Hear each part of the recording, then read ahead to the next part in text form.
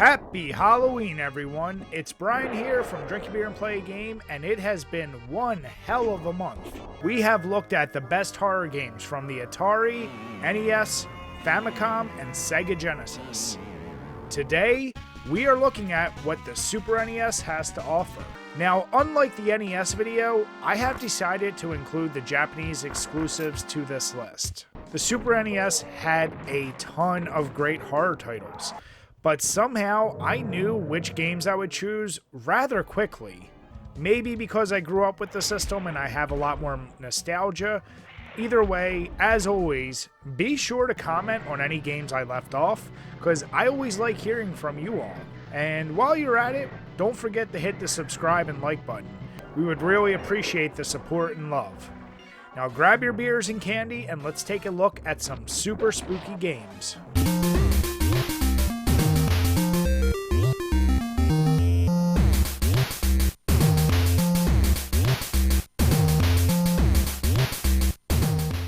Alright, let's get this out of the way.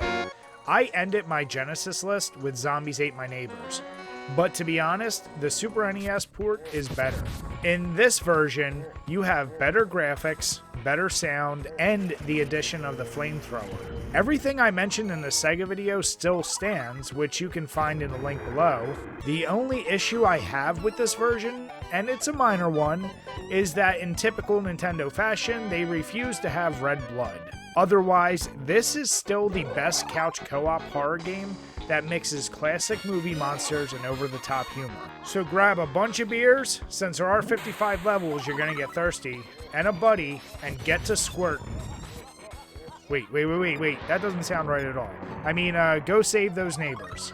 Next, let's talk about one of the most underrated Super NES horror games. Well, technically it's Super Famicom, but I am of course talking about Clock Tower.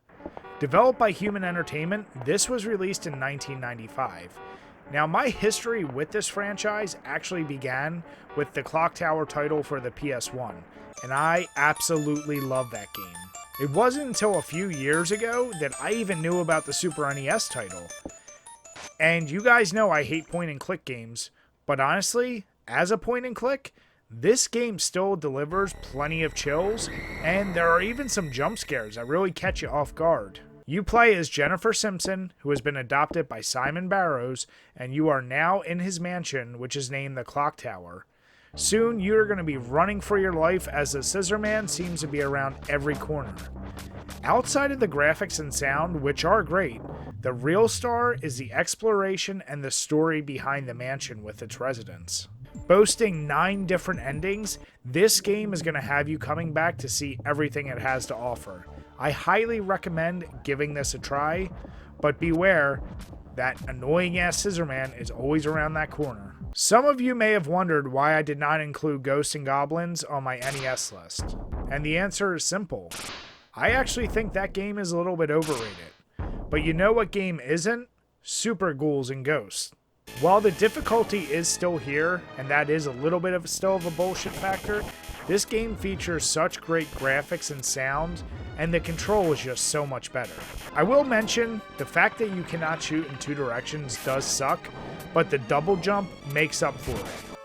But first, let's get back to those graphics for a second, and just take a look at this game. There is so much going on in the levels, just aside from the enemies, and to add on top of that, there are some absolutely huge boss battles. Now, I personally find this to be the best title in the franchise, and while this may not be for the weak of heart, it really is a lot of fun, and one of the best looking games on the Super NES. So grab some new undies, pick up that spear, and get to ghoul bashing. This next entry was a debate for me, whether it should be included in this list. Super Metroid is an amazing game, and may be the best in the franchise, at least it is for me. I still remember the first time I turned this game on, and that super chilling soundtrack kicked in, mixed with the isolated and dark design of the early levels. This truly felt like a horror game, and it was almost reminiscent of the original Alien film. Between the Geiger-esque architecture and once again that feeling of isolation, I don't know man, it really got to me. The slow discovery of items and new enemies opens up an even more creepy feeling of being helplessly underpowered. Now, as the game progresses, it does begin to feel a bit more like the action platformer that it is, but there was always a feeling of uneasiness in the air. Some of the bosses in the late game were absolutely terrifying as a kid, so that would bring the horror back full circle. Listen, whether you feel this is a horror game or not, you cannot deny how good of a title this is, so if you haven't already played this one, it really is a must-play. Alright, this next one, I do not have a ton of experience with, but what I have played, I've grown to really enjoy. My Juyo, which I'm sure I'm butchering, is also known as King of the Demons, is a Super Famicom game developed by Nihon Soft Systems and was released in 1995. I discovered this game a few years back when I was just looking up all the horror games for the Super NES, and I'd never heard of it, and I was intrigued immediately. Let's just start with this cover artwork. That is pure nightmare fuel, and could easily be on a horror movie poster. The game itself is reminiscent of a Castlevania title, except that you have a gun, and you have the ability to shoot a Hadouken, and eventually you gain the ability to transform into 3 different creatures, which include a laser-shooting pterodactyl, a blue flame-shooting dragon, and whatever the hell this is that shoots a boomerang. Aside from that fact, the thing that really stands out the most in this game is just the creative and creepy boss battles. Not only are they absolutely unique and they look amazing, but the scale of some of these bosses are just really impressive. That's what I really enjoy here. Even though the game is fun and it controls well, just the art design keeps me coming back. I could easily get lost looking at each stage, seeing what's going on in the background, foreground, and just really taking it all in. It may be an obscure title, but it's one that's worth playing for sure. Alright, the final game and my favorite from the 16-bit era, Super Castlevania IV. We've already covered this in our review, which you can view below, but to be honest, there aren't enough good things to say about this game. Released in 1991 by Konami, this game would elevate the already great name of the Castlevania franchise. Sporting the best controls in the entire 2D library, and graphics that pushed the Super NES to its limits, this game truly was a groundbreaker.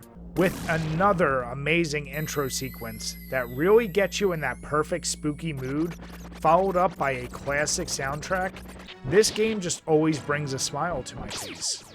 Now, I may be biased, but I think this is the best game in the Castlevania franchise. It's pure, linear action platforming at its best, and the ability to whip in every direction is such an underrated aspect of what really makes this game almost perfect. As you make your way through the final levels, you're going to hear remixes of the classic songs from the original 3 Castlevanias, which tugs at my nostalgic heartstrings. I really love this game, and I cannot recommend it enough. Well, that's going to conclude it for our top 6 best horror series for this year. I had a ton of fun doing these videos, and while it may have been tough to cut down to only 6 entries, it really was a fun exercise, and I hoped you all really enjoyed it as well. Please be sure to comment below any games I left off, and share your own experience with us, because that's what it's all about. So I hope you all have a happy Halloween, and make sure you stay safe, guys. Cheers.